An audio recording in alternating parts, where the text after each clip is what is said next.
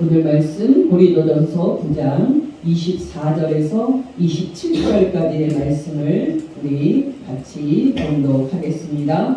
운동장에서 다름질하는 자들이 다 달릴지라도 오직 상을 받는 사람은 한 사람인 줄 너희가 알지 못하느냐. 너희도 상을 받도록 이와 같이 다름질하라. 이기기를 다투는 자마다 모든 일에 절제하나니 그들은 썩을 승리자의 안을 얻고자 하되 우리는 썩지 아니할 것을 얻고자 하노라. 그러므로 나는 다름질하기를 향감 없는 것 같이 아니하고 싸우기를 호공을 치는 것 같이 아니하며 내가 내 몸을 복종하게 하는 내가 남에게 전파한 후에 자신이 도리어 버림을 바탕할까 두려워함이로다. 아멘.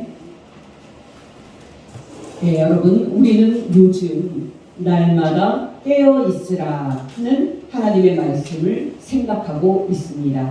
바로 이것이 올해 우리 교회의 1년 목표이기 때문인데요. 우리는 지난주에 정의의 편인 가난한 사람과 약자의 편에 서는 것이 깨어있는 삶이라는 것을 확인했습니다. 그렇다면 여러분, 우리가 예수님의 말씀대로 가난하고 약한 사람들 편에 서고 또 우리가 그들과 함께 하는 삶을 살려면 어떻게 해야 합니까? 단도직입적으로 말씀을 드려서 우리는 성령을 받아야 합니다. 예수님을 믿는 사람 안에는 이미 성령께서 계시니까 정확하게 말한다면 우리는 성령 충만을 받아야 합니다. 요즘에는 교회에서 집회하면 보통 사경회라는 말을 씁니다마는 집회를 표현하는 가장 적절한 말은 심령부흥회라는 말입니다. 여러분이 알다시피 우리가 처음 예수님을 믿을 때 우리의 마음은 뜨거웠습니다. 그러나 여러분, 이 뜨거움이 계속되면 얼마나 좋겠습니까? 많은 시간이 흐르면 우리의 뜨거움은 식고 우리의 마음은 딱딱해지기 마련입니다.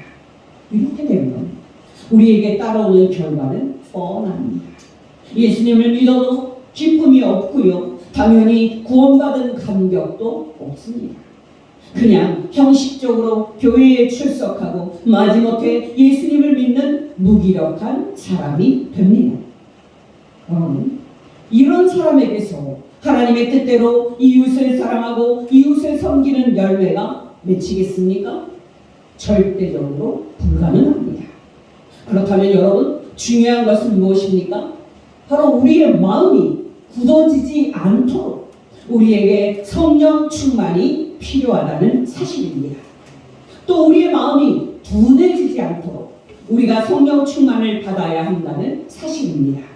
누가복음 24장 34절에 있는 예수님의 말씀입니다. 너희는 스스로 조심하라. 그렇지 않으면 방탕함과 술취함과 생활의 염려로 너희 마음이 둔하여지고 뜻밖의 그날이 덫과 같이 임하리라.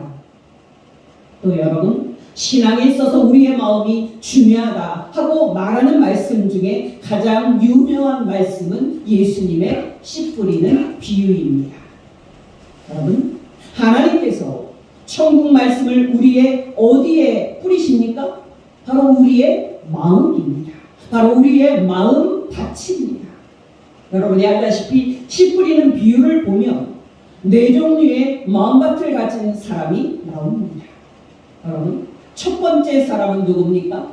바로 그의 마음에 천국의 말씀이 뿌려지는 순간 즉시 악한 마귀가 와서 그 말씀을 그 마음에서 빼앗기는 사람입니다.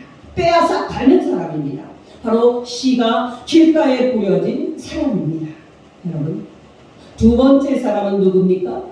바로 천국 말씀을 듣고 즉시 기쁨으로 그의 마음에 받아들이지만은 예수님을 믿는 것 때문에 어려움이 오면 그의 마음에 뿌리가 없기 때문에 결국 예수 믿는 믿음을 버리고 넘어지는 사람입니다. 바로 씨가 돌밭에 뿌려진 사람입니다. 세 번째 사람은 누굽니까? 바로 천국 말씀을 그 마음에 듣고 받아들여서 어느 정도 그 말씀이 잘 바라기는 합니다만은 천국 말씀의 성경을 가로막는 이 세상의 염려와 재물의 유혹이 그의 마음에 가득 차 있기 때문에 결국 천국 말씀이 이 장애물들에게 막혀서 열매까지는 맺지 못하는 사람입니다. 바로 씨가 가시떨기 위에 떨어진 사람입니다. 마지막으로 네 번째 사람은 누굽니까? 바로 천국 말씀이 그 마음에 뿌려졌을 때 그 말씀이 그의 마음에 깊게 뿌리를 내렸기 때문에 장애물을 이기고 결국 열매를 맺되 100배, 60배, 30배의 풍성한 열매를 맺는 사람입니다. 바로 씨가 좋은 땅에 뿌려진 사람입니다. 어떠십니까, 여러분? 여러분은 이 네 종류의 마음밭에서 지금 어떤 종류의 마음밭을 가지고 있습니까? 아마도 여러분들은 대부분 말씀이 가시떨기 위에 떨어진 사람의 경우일 겁니다. 중요한 것은 무엇입니까? 바로 여러분의 그 마음속에 가득한 그 가시떨기들 때문에 여러분의 마음에서 천국 말씀의 힘이 제 힘을 발휘하지 못하고 있다는 사실입니다. 바로 이 세상의 염려와 돈에 대한 유혹이 여러분의 마음을 장악하고 있기 때문에 하나님의 말씀의 힘이 막혀있고 결국 여러분이 마땅히 누려야 할 축복인 성령 충만한 열매 맺는 삶을 누리지 못하고 있다는 사실입니다. 여러분이 알다시피 밭농사를 짓는데 최대의 적은 무섭게 자라나는 잡초입니다. 오늘 잡초를 뽑았어도 또 내일이 되면 또 자라있는 것이 잡초이고 가시떨기입니다. 여러분 기억하시기 바랍니다. 여러분이 성령 충만하고 풍성한 열매 맺는 삶을 살려면 여러분 마음속에 있는 가시떨기들을 제거해야만 합니다. 정말 여러분이 풍성한 열매 맺는 삶을 살려면 여러분 마음속에 있는 이 세상의 염려와 재물에 대한 유혹을 제거해야만 합니다. 정말 그럴 때에만 여러분이 하나님과 이웃을 위해 살고 열매 맺는 삶을 살 수 있습니다. 어떠십니까, 여러분? 여러분의 마음은 지금 하나님의 말씀을 들을 때마다 깨닫고 은혜를 받는 부드러운 마음입니까? 혹시 예수님의 말씀대로 여러분의 마음이 방탕함과 술 취함과 생활의 염려로 둔해져 있는 상태는 아닙니까? 여러분 여기 예수께서 말씀하신 방탕함과 술 취함과 생활의 염려가 도시의 뒷골목에서 유흥을 즐기고 쾌락을 즐기는 그런 특정한 삶을 말하는 것으로 생각하시면 안 됩니다. 이때의 방탕함과 술 취함과 생활의 염려는 노아의 때에 사람들이 살았던 것처럼 하나님의 심판을 믿고 먹고 마시고 장가들고 시집가고 하는 등의 일상적인 삶에 푹 빠져 사는 것을 말하는 겁니다. 예수님의 말씀인 마태복음 24장 36절에서 39절입니다. 그러나 그날과 그 시각은 아무도 모르나니 하늘의 천사들도 아들도 모르고 오직 아버지만 아시느니라. 노아의 때와 같이 인자의 임함도 그러하리라. 홍수전에 노아가 방주에 들어가던 날까지 사람들이 먹고 마시고 장가들고 시집가고 있으면서 홍수가 나서 그들을 다 멸하기까지 깨닫지 못하였으니 인자의 임함도 이와 같으리라. 또 여러분 사도 바울의 말입니다. 에베소서 5장 18절입니다. 술 취하지 말라. 이는 방탕한 것이니 오직 성령으로 충만함을 받으라. 저는 짧은 한국 교회의 역사를 생각할 때마다 참 놀랄 때가 많습니다. 여러분이 알다시피 우리나라에 하나님의 복음이 전파된 것은 19세기 중엽인 1860년대였습니다. 여러분이 알다시피 이때는 우리나라가 존립의 관점에서 보면 가장 불행한 경험으로서 우리나라가 제국주의 일본의 나라를 빼앗기고 일본의 식민지가 되어가기 직전이었습니다. 드디어 여러분 그 이후에 우리나라는 1910년 굴욕적인 한일 합방을 맺고 일본의 36년 동안 식민지가 됐습니다. 그때는 나라가 망한 때였고 36년 동안 일본 밑에서 고통을 당하던 때였기 때문에 참 비참한 때였습니다. 드디어 1945년에 해방이 됩니다마는 곧이어 동족 상잔의 비극인 6.25를 겪었고 그 이후에 지독한 가난과 굶주림을 겪었습니다. 여러분, 제 기억으로는 제가 어렸을 때인 70년대까지만 해도 교회에서 불렀던 많은 찬송가는 거의가 다 종말에 관한 찬송이었습니다. 아무런 희망도 보이지 않던 식민지 시절에는 말할 것도 없고 6.25 전쟁 이후에도 가난한 삶을 마주해야 했던 한국교회의 성도들은 예수 그리스도의 다시 오심을 기다리면서 절망적인 현실을 참아냈습니다. 그러나 여러분, 한국교회의 이 종말 신앙은 놀랍게도 1980년대에 들어서면서 급격히 사라집니다.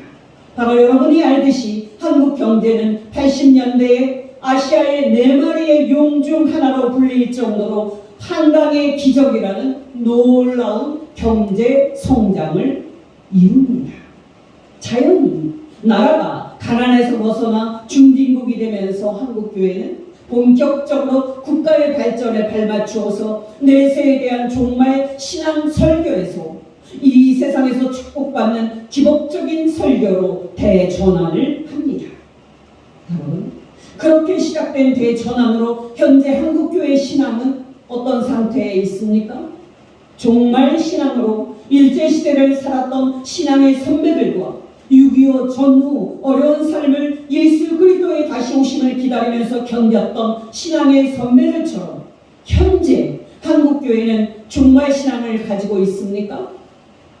여러분, 놀라지 마시기 바랍니다. 개교회에서는 좀 차이가 있겠습니다만은 전체적으로 보면 현재 한국교회는 이 세상 끝에 최후 심판하러 다시 오시는 예수 그리스도를 기다리는 종말 신앙을 거의 다 팔아먹었습니다.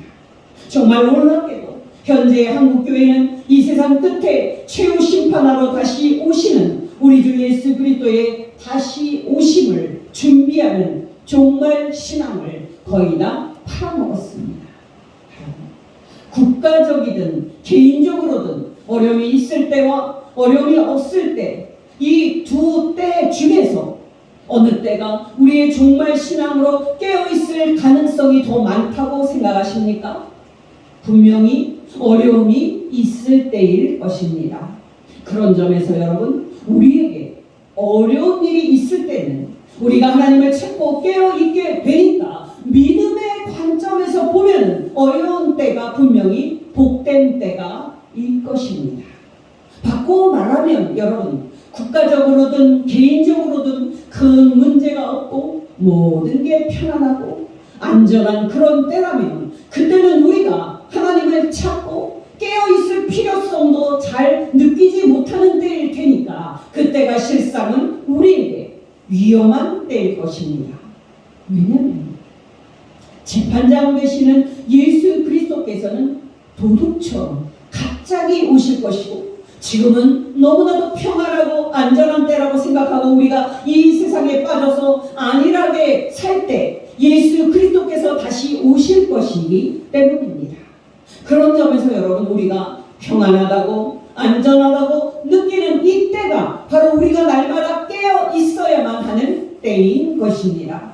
사도 바울의 말인 데살로니가전서 5장 1절에서 3절입니다. 형제들아, 때와 시기에 관하여는 너희에게 쓸 것이 없음은 주 예수의 날에 밤에 도둑같이 이룰 줄을 너희 자신이 자세히 알기 때문이라. 그들이 평안하다 안전하다 할 그때에 임신한 여자에게 해산의 고통이 이름과 같이 멸망이 갑자기 그들에게 이르리니 그들이 결코 피하지 못하리라. 아멘. 어떠십니까 여러분? 여러분은 언제라도 예수 그리스도께서 다시 오시든지 주 예수의 최후 심판의 날을 맞을 준비가 되셨습니까? 여러분이 날마다 깨어서 예수 그리스도께서 다시 오시는 그 복된 날을 잘 준비하는 성도 되시기를 예수 이름으로 축원합니다. 아멘. 근데 여러분, 우리에게 어떤 것이 있어야 우리가 날마다 깨어있는 성도가 될 수 있습니까? 말할 필요 없이 성령입니다. 우리가 날마다 깨어있는 성도가 되려면 우리에게 반드시 성령 충만이 필요합니다. 예수님의 수제자였던 베드로를 생각해 보십시오. 그가 성령 충만을 받기 전과 성령 충만을 받은 후의 모습은 완전히 다른 모습이었습니다.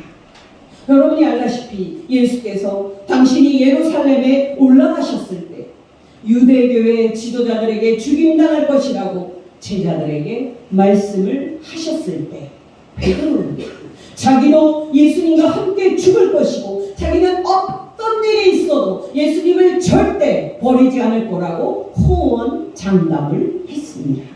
근데 여러분, 그렇게 장담한 대로 그가 그렇게 행동을 했습니까? 여러분이 알다시피 베드로는 자기도 체포가 돼서 죽을까봐 겁이 나서 예수님을 모른다고 3번 부인했습니다. 근데 여러분, 그렇게 겁쟁이였던 베드로가 다시 자신 예수님을 만나고 예수께서 하늘로 올라가심을 보고 나서 오순절날에 성령을 받았을 때 완전히 다른 사람으로 변했습니다. 놀랍게도 베드로는 예수 그리스도를 시인하고 증거하는데 자기 목숨도 내어놓을 수 있을 정도로 담대한 사람이 됐습니다. 예전에는 예수님처럼 자기도 체포돼서 십자가에 못 박혀 죽을까봐 벌벌 떨면서 예수님을 모른다고 극구 부인했던 베드로가 오순절날에 성령을 받은 후에는 예수님을 위해서 순교를 할 수 있을 정도로 담대한 사람이 됐습니다. 예수님을 약 50일 전에 십자가에 못 박아 죽이는 그 결정을 했던 그 무시무시한 사내들인 공회 앞에 섰을 때에 베드로가 한 설교입니다. 사도행전 5장 5절에서 13절입니다. 이튿날 관리들과 장로들과 서기관들이 예루살렘에 모였는데 대제사장 안나스와 가야바와 요한과 알렉산더와 및 대제사장의 문중이 다 참여하여 베드로와 요한을 불러다 가운데 세우고 묻되 너희가 무슨 권세와 누구의 이름으로 이 일을 행하였느냐. 이에 베드로가 성령이 충만하여 이르되 백성의 관리들과 장로들아, 만일 병자에게 행한 착한 일에 대하여 이 사람이 어떻게 구원을 받았느냐고 오늘 우리에게 질문한다면 너희와 모든 이스라엘 백성들은 알라. 너희가 십자가에 못 박고 하나님이 죽은 자 가운데서 살리신 나사렛 예수 그리스도의 이름으로 이 사람이 건강하게 되어 너희 앞에 섰느니라. 이 예수는 너희 건축자들의 버린 돌로서 집 모퉁이의 머릿돌이 되었느니라. 다른 이로서는 구원을 받을 수 없나니 천하 사람 중에 구원을 받을 만한 다른 이름을 우리에게 주신 일이 없음이라 하였더라. 그들이 베드로와 요한이 담대하게 말함을 보고 그들을 본래 학문 없는 범인으로 알았다가 이상히 여기며 또 전에 예수와 함께 있던 줄도 알고 종이어서 18절에서 20절입니다. 공회가 베드로와 요한을 다시 불러 그들에게 경고하여 도무지 예수의 이름으로 말하지도 말고 가르치지도 말라 하니 베드로와 요한이 대답하여 이르되 하나님 앞에서 너희 말을 듣는 것이 하나님의 말씀을 듣는 것보다 옳은가 판단하라. 우리는 보고 들은 것을 말하지 아니할 수 없다 하니. 이 정도면 우리에게 성령 충만이 얼마나 필요한지 여러분이 분명히 아셨을 겁니다. 근데 여러분, 더 중요한 것이 무엇인지 아십니까? 성령 충만이 우리에게 반복적으로 필요하다 하는 사실입니다. 물론 여러분, 예수님의 제자들이 오순절날에 성령 충만을 받은 것은 구속사에서 유일무이한 사건이었습니다. 정말 그 사건은 이 세상의 새 언약의 시대와 하나님의 나라 시대가 본격적으로 시작되었음을 말해주는 놀라운 사건이었습니다. 그러나 여러분, 놀랍게도 예수님의 제자들은 그 이후에도 반복적으로 성령 충만을 받았습니다. 여러분, 사도행전 3장에서 베드로와 요한은 성령 충만한 상태였기 때문에 태어나면서도 안진뱅이 된 사람을 넉넉히 나사렛 예수의 이름으로 고칠 수 있었습니다. 여러분, 이 일로 유대인들이 몰려들었고 베드로가 예수 그리스도의 이름을 전하게 되는데요. 결국 베드로의 설교를 들은 유대인들이 남자만 무려 5,000명이 넘게 예수님을 믿을 정도로 큰 부흥의 역사가 일어납니다. 그러나 여러분, 또한 이 일로 인해서 베드로와 요한은 급히 성전 경찰들에게 체포가 돼서 사내들인 공회 앞에서 신문을 받는 어려운 일도 생깁니다. 여러분, 앞에서도 말씀을 드렸듯이 유대인들의 최고 재판기관이었던 산헤드린 공회는 약 50일 전에 예수님을 십자가에 못 박아 죽이기로 결정을 했었던 무시무시한 기관이었습니다. 예수님의 제자들을 통해서 예수 그리스도의 이름이 전해지면 전해질수록 예수님을 믿는 사람들의 숫자가 비약적으로 늘어갔지만, 이와 동시에 예수님의 제자들을 박해하는 유대인 지도층의 핍박도 점점 더 커져가는 상황에서 예수님의 제자들에게 무엇이 필요하겠습니까? 말할 필요 없이 성령 충만이었습니다. 사도행전 4장에서 예수 이름으로 더 이상 말하지 말라고 명령을 하는 산헤드린 공회의 엄중한 경고와 또 위협을 받았던 베드로와 요한은 공회에서 풀려나자마자 예수님의 제자 공동체에 가서 상황을 설명하고 함께 간절히 기도합니다. 여러분, 그 합심 기도가 끝난 다음에 어떤 일이 일어났습니까? 놀랍게도 다시 한번 땅이 진동하며 그곳에 모인 모든 사람들이 다 성령 충만을 받았습니다. 사도행전 4장 31절입니다. 그들이 빌기를 다음에 모인 곳이 진동하더니 우리가 다 성령이 충만하여 담대히 하나님의 말씀을 전하니라. 아멘. 여러분, 기억하시기 바랍니다. 우리가 예전에 성령 충만을 받고 하나님의 뜨겁게 섬긴 것은 귀한 겁니다. 정말 예전에 한국교회가 그 힘들었던 일제시대이든 가난했던 6.25 이제 후 시대이든지 고난 속에서 성령 충만을 받고 기적도 나타나고 뜨겁게 하나님의 섬긴 것은 정말 귀한 겁니다. 그러나 여러분, 그 과거의 은혜와 축복으로 우리가 오늘을 살 수 있는 것은 아닙니다. 이스라엘 백성들이 광야에서 만나와 메추라기를 주울 때 날마다 나가서 주어야 했던 것처럼 우리에게는 날마다 새로운 성령 충만이 필요합니다. 어떠십니까? 여러분은 은혜 받은 과거를 회상하면서 그 과거의 추억 속에 갇혀 사는 사람은 아닙니까? 아니면 날마다 새롭게 하나님을 만나고 날마다 하나님께서 주시는 성령 충만을 받아서 현재도 성령 충만을 받고 살고 있습니까? 그렇다면 여러분, 이제 우리에게 마지막 질문이 하나 남아 있습니다. 여러분, 우리가 어떻게 해야 날마다 성령 충만을 받을 수 있습니까? 바로 세 가지를 실천을 해야만 합니다. 첫째, 우리는 날마다 기도해야 합니다. 여러분, 우리가 성령을 받는 데 있어서 기도가 필요하다는 것은 두말할 필요가 없을 정도로 중요한 사실입니다. 여러분, 예수께서 이제 30세의 세례 요한에게 세례를 받으시고 그 순간 열린 하늘에서 내려온 성령을 받을 때 예수님께서는 기도하고 계셨습니다. 누가복음 3장 21절 22절입니다. 백성이 다 세례를 받을새 예수도 세례를 받으시고 기도하실 때에 하늘이 열리며 성령이 비둘기 같은 형체로 예수 위에 강림하시더니 하늘로부터 소리가 나기를 너는 내 사랑하는 아들이라 내가 너를 기뻐하노라 하시니라. 예수님의 제자들이 땅끝까지 이르러 예수님의 죽음과 부활을 증거하는 증인이 되는데 성령 충만이 절대적으로 필요했는데요. 그들이 어떻게 성령 충만을 받았습니까? 바로 기도할 때였습니다. 사도행전 1장 13절에서 15절입니다. 그들이 들어가 그들이 유하는 다락방으로 올라가니 베드로, 요한, 야고보, 안드레와 빌립, 도마와 바돌로메, 마테와 및 알페오의 아들 야고보, 셀로신 시몬, 야고보의 아들 유다가 다 거기 있어 여자들과 예수의 어머니 마리아와 예수의 아우들과 더불어 마음을 같이하여 오로지 기도에 힘쓰니라. 모인 무리의 수가 약 120명이나 되더라. 또 조금 띄어서 사도행전 2장 1절에서 4절입니다. 오순절날이 이미 이름에 그들이 다 같이 한 곳에 모였더니 고련히 하늘로부터 급하고 강한 바람 같은 소리가 있어 그들이 앉은 온 집에 가득하매 마치 불의 혀처럼 갈라지는 것들이 그들 위에 보여 각 사람 위에 하나씩 임하여 있더니 그들이 다 성령의 충만함을 받고 성령이 말하게 하심을 따라 다른 언어들로 말하기를 시작하니라. 여러분, 제가 앞에서 말했듯이 겉으로 보면 한국교회는 건물도 크고 세계 10대 대형 교회 중에 몇 개가 한국에 있는 교회일 정도로 대단하게 보입니다만은 솔직히 말해서 한국 교회는 기도하지 않는 교회이기 때문에 지금 쇠퇴하고 있는 상태에 있습니다.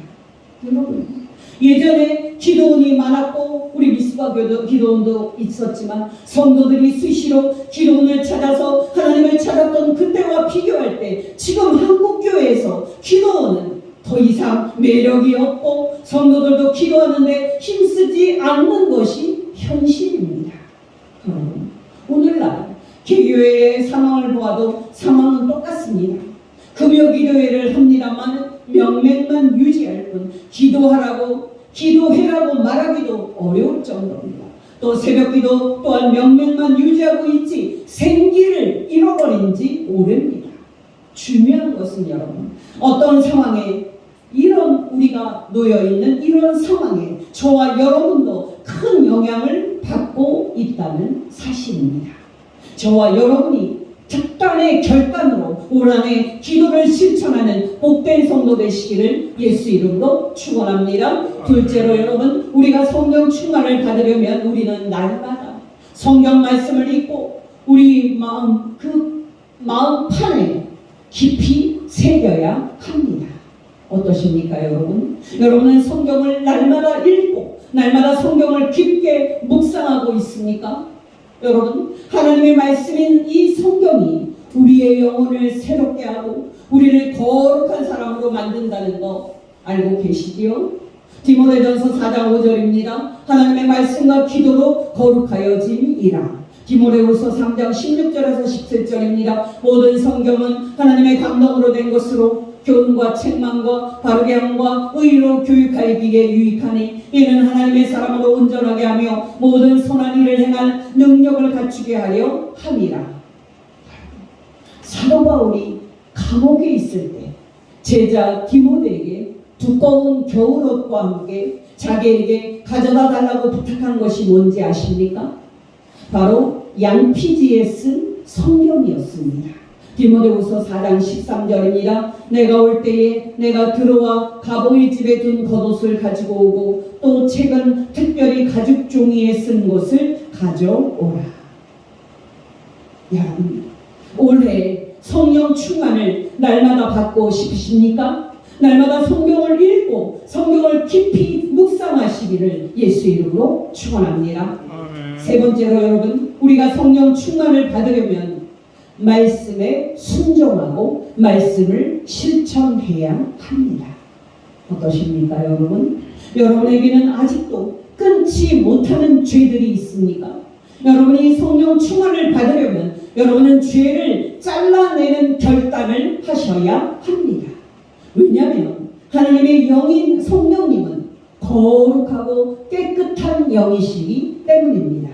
로마서 13장 12절에서 14절입니다. 밤이 깊고 낮이 가까웠으니 그러므로 우리가 어둠의 일을 벗고 빛의 갑옷을 입자. 낮에와 같이 단정히 행하고 방탕하거나 술 취하지 말며 음란하거나 호색하지 말며 다투거나 시기하지 말고 오직 주 예수 그리스도로 옷 입고 정욕을 위하여 육신의 일을 도모하지 말라.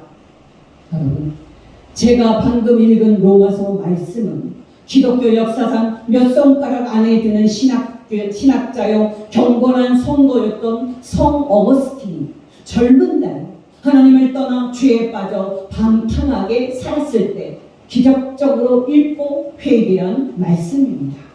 어느 날 어거스틴이 자기가 지은 죄로 탄식하며 있을 때 이웃집에서 누가 하는 말인지 알 수는 없었으나 말소리가 들렸습니다. 그 말은 들고 읽어라는 말이었습니다. 어거스틴은 그 소리에 전신이 번쩍 나서 성경을 펼쳤습니다. 여러분, 어거스틴이 두꺼운 성경책을 펼쳤을 때에 그의 눈에 처음 들어온 이 말씀이 뭔지 아십니까? 바로 로마서 13장 13절 14절이었습니다. 어거스틴은 그 상황을 이렇게 말했습니다. 내가 로마서 13장 13절 14절을 읽었을 때 나는 더 이상 읽고 싶지도 않았고 더 읽을 필요도 없었다. 그 구절을 읽은 후에 즉시 확실성의 그 빛이 내 마음에 들어와 불신앙과 의심의 모든 어두운 그림자를 몰아냈다. 이 말씀으로 어거스틴의 삶은 그 후 송두리째 바뀝니다.